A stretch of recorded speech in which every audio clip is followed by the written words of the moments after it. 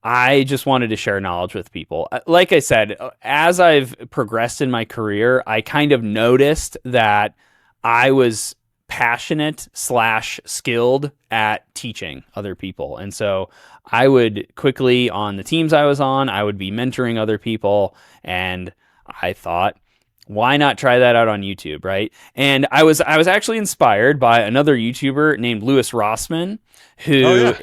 does MacBook board repair. He does some other kind of videos too, but I was specifically inspired by his long form, unedited videos of him doing motherboard level MacBook repair, and he, would do stuff under his microscope camera. I got the same microscope as him, and I got the camera set up, and I'm like, I can do this, but in the hardware hacking context. And he showed me that there was in a world of our attention spans being reduced and short form content, which I mean, I do some of that now too, but in that world, that there was still demand for long form content. And so that is what kind of inspired me to give it a shot. And I guess it just resonated with people because it kind of took off. Yeah. One thing I've been really kind of pushing people lately is, we kind of touched on this earlier, is kind of building yourself a portfolio of, the work you're doing so employers can find this information. And it used to just be, you could like create a blog or, create a really good LinkedIn article, and LinkedIn's definitely started taking off. But I feel like the super hack here is creating a YouTube channel. It's like that next level way of documenting what you're doing for the world to see. And I'm curious, has creating content help open up any doors professionally for you that you didn't expect? It has, and so I was talking about this with you earlier. So I'm actually stepping away from my full-time W-2 job here in 1 week, in 5 days actually, while we're recording this. And so probably when it gets posted, I'll be off on my own. And so for me, it's brought opportunities to compete in bug bounty competitions. I got invited out to an event, and I ended up winning at that event, and that wouldn't have happened if it wasn't for the YouTube channel. And then also a lot of just inbound requests to do cyber consulting in the IoT pentest space as well. And so that has kicked this off for me. And like you said, the content acting as a portfolio, that is something I never intended to do when I set out, but it has totally been that for me. I've gotten on, with clients before, who normally in a certain setting would say, what are your credentials? Like, are you sure you can do this work and things like that? Instead, it's like, oh, we've seen some of the videos. Like, we know you're good on that. Moving on to the next point in the discussion. Right. And so, it's been great to leverage, for business opportunities like that. I can, again, 100% relate to that. I started creating content just because I felt like there was a void I don't want to say the market, but a void in this area of, giving career advice. I felt, IT in general has evolved greatly. Back in the day, it was a very gatekeepy part of the industry, or just the workforces. Tech was, you'd often ask for help and you get told to go read the manual type of thing. So, and it wasn't, you weren't told that nicely either. But nope. Now, I feel now it has evolved, and, you start asking people for advice, and there's tons of people more than willing to help give advice. So I just wanted to return that favor, because I was watching a fellow YouTuber, who convinced me to get my job into the tech industry, who helped, mentor me and give me the advice I needed to like get over the fear of like, I could actually do this. And then since then, creating YouTube videos to help others with that has opened up opportunities. Like, I got to go out to DEF CON last year, compete in my first ever CTF, which was in person, and ended up winning it against like these other I felt way more qualified candidates than I was, That's which was so awesome. cool. Yeah. And it's opened up opportunities for me to go speak at events. A few years ago, I got to speak at Cisco Live because I'm still a networking guy at heart. I love networking. And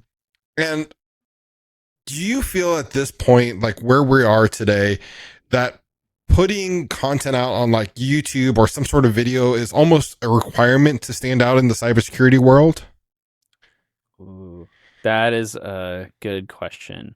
To stand out, potentially, I I do think so, and that that might be unfortunate to some people, right? Like some people No, might I hear that and understand. they'd be like, "Ah, that's like," because there's a book that was recommended to me. It's called Key Person of Influence by Daniel Priestley, and he makes the argument for what you just said right there. He said that in order to stand out, to get ahead, whatever kind of terminology we want to use there, that you do need to produce some kind of a content. He in his book talks about writing a book. That's one form of content, right? You could. Obviously, I think video is really big, and there's lots of video platforms, right? And Yeah. they're all very different, and so I think picking one platform and become a student of that platform. Really try to get to understand the ins and outs of what good content looks like on that platform and how to present yourself and your whatever your niche is. And I think that some people might look at the industry and think, oh, but like there's already so many creators out there and stuff like that. And I don't think that's true at all. I think there's so many niches that are not being filled, and I think you can see this if you think about like a creator that like we all probably have like a YouTuber or on some other platform that we all think of that we're like, oh man, their videos were so good, and then for whatever reasons, life, stuff happens, they like stop making content, and there's this like void, and there's not really another voice that fills in that piece in the puzzle. And so I think there are so many opportunities that are still out there for people to fill in. Absolutely. You know, I want to backtrack a little bit and ask a question that it wouldn't be a podcast episode if I didn't ask the question about AI. You know, Yeah. I hate asking it, but the tube is out, or the toothpaste is out of the tube here. AI is here, whether we like it or not.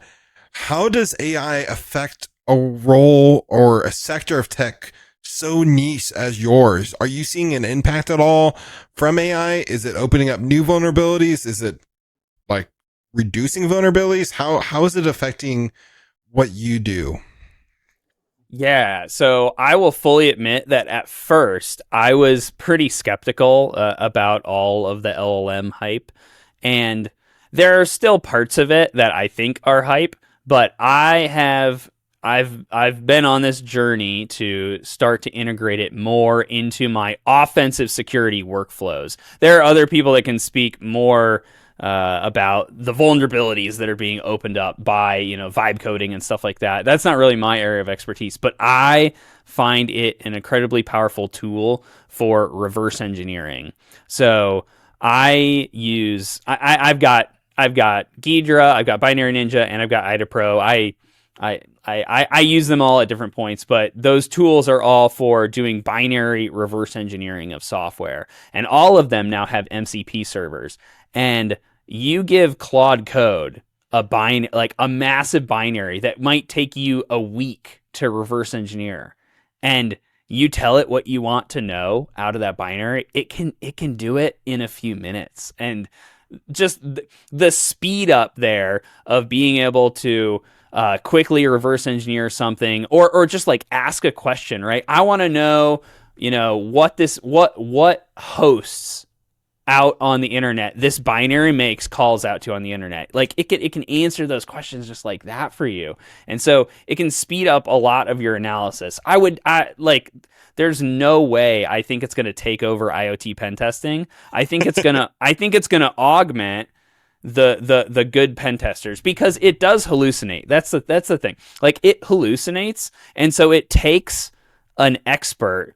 Like, the better AI gets, the more you're gonna have to be the subject matter expert to tell it when it's hallucinating, right? And to get it back on track. Gotta keep that AI in check. You gotta tell it when it's full of crap. Exactly. So the other cool kind of project I've been working on recently. So I have a logic analyzer, right? So this is another hardware tool that you got to add to your list of toys and tools, right? So a logic analyzer is effectively a tool that helps you understand digital signals on a circuit board, right? And so maybe there's two different chips on a board, and they communicate with each other, and this is how we can like listen in physically. Think of it like Wireshark, but like for electrons. You can listen in on those lines. And the cool thing about this new logic analyzer of mine, the fancy one, is that it has a Python API, right? So because it has a Python API, you can give that to Claude, and it can like get its teeth into physically what's going on the circuit board. And so I've been playing around with that, and it has been yielding results. I can, like if I have an SSH session on an IoT device, right? And I say, hey Claude Code, here is a root shell on this IoT device. Go enumerate the system for me and find any vulnerabilities that you think are there. There's a lot of ways that it can speed up the things that I would have done myself, right? I think you have to have the skills in order to know how to like tell it to go and hunt. Yeah.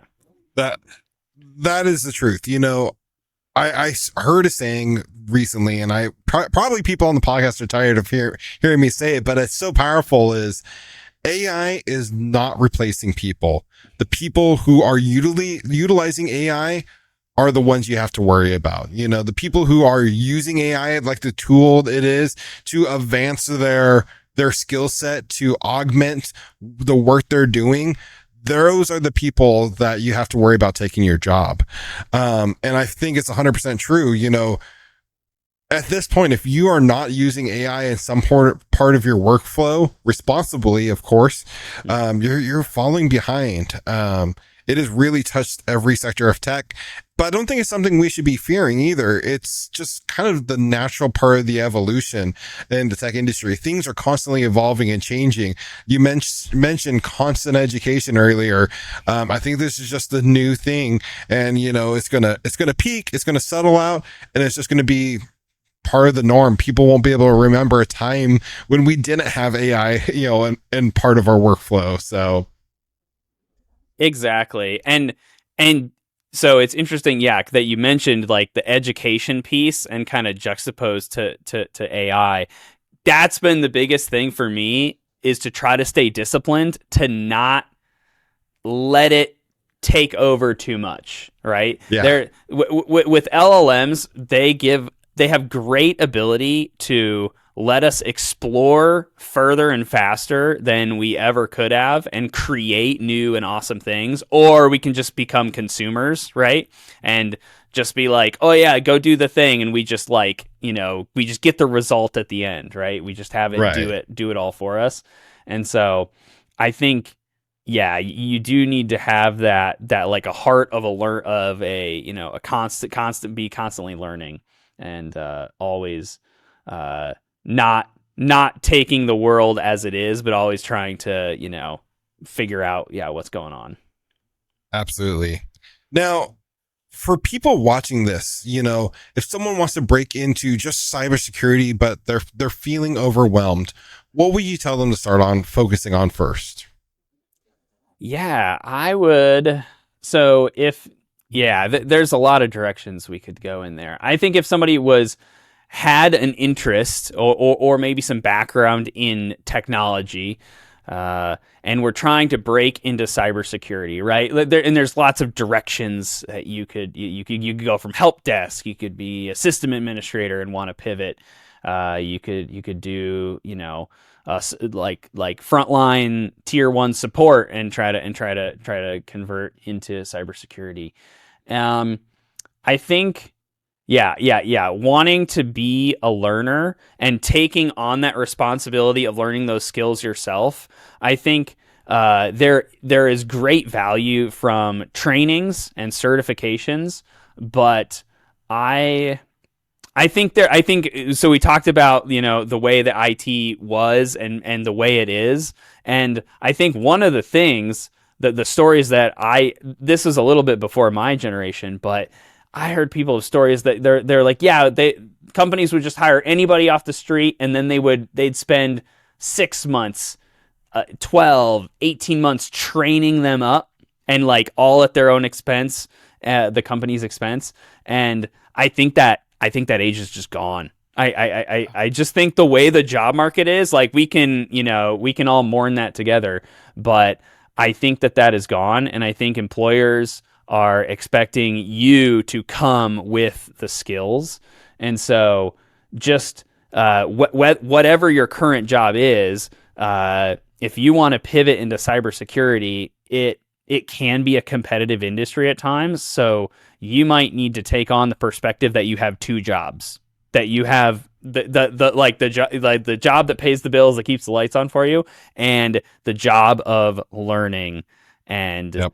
and knowing that you're kind of pulling the future forward by doing that and hoping to make that pivot eventually. Yeah. I got a couple more questions I want to ask, but for people watching this who want to connect with you, find your YouTube channel, where can they find you? Yeah, so Matt Brown is the name of the YouTube channel. You can usually find it if you put in Matt Brown IoT or anything. I'm not the UFC fighter Matt Brown, as much as people might become confused.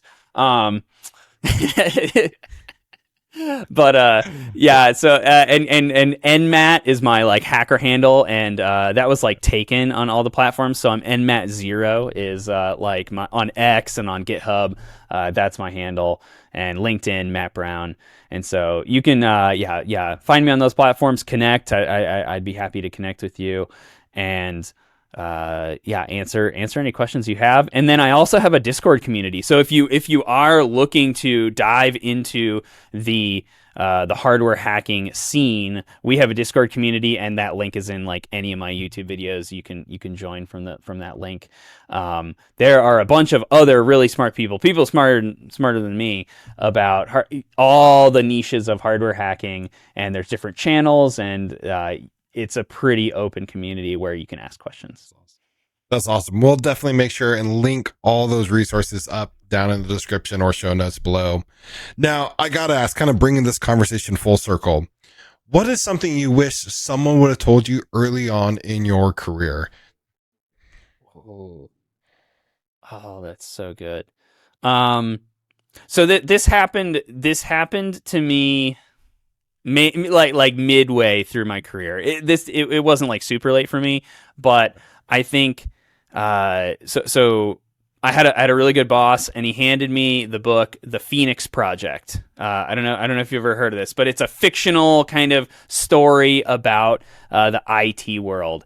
And if somebody would have like handed me that book right off the bat and said, don't be, I forget the name of the guy, but there's basically like I think it's John. Like John is like the security guy that thinks it's his job to make everyone's life miserable, and it's their job just to say no all the time. And they think that like, and also like the more like seriously, like they think that the role, like the most important thing at the company is that they stay secure.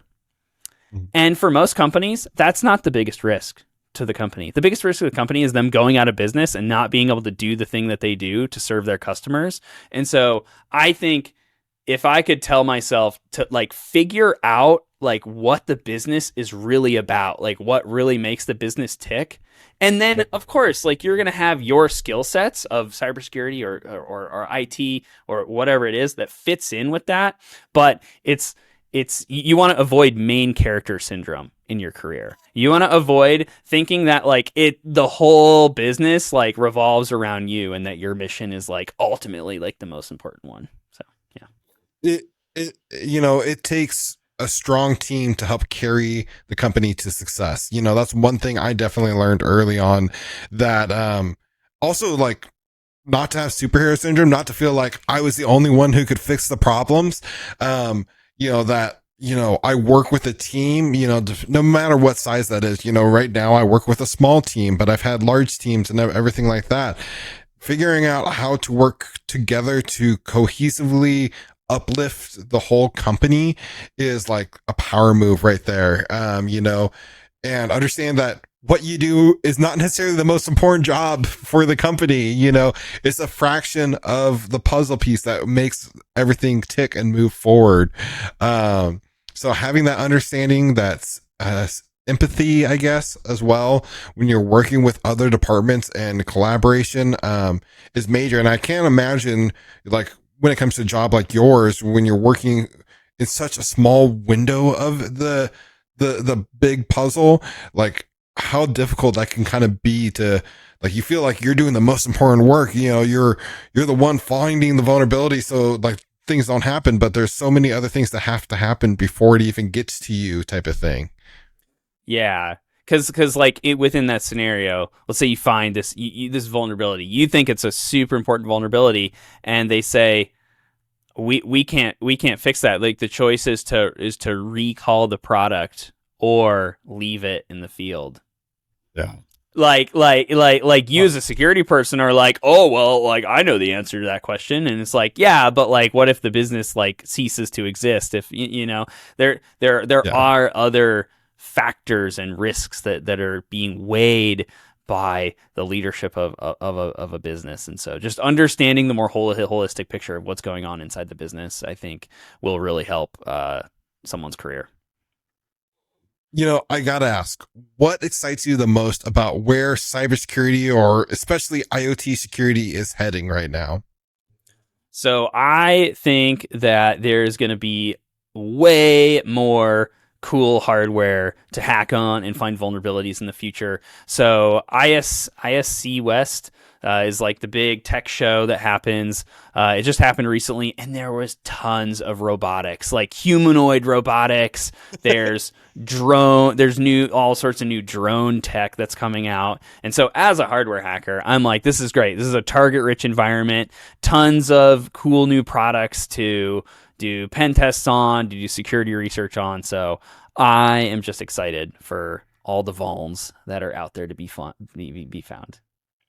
That's awesome. Matt, thank you so much for coming on, sharing so much great wisdom with us. I really appreciate you taking the time. Well, this is fun. Thanks for having me. Absolutely. Everyone, I really hope you enjoyed this. If you made it all the way this far in the podcast, let me know what do you think is the most known vulnerability out there in the IoT environment? What do you think is the way most people get into these devices, or just what excites you the most about the idea of IoT hacking? I definitely would like to know. Everyone, I hope you enjoyed this episode, and until next time, keep learning.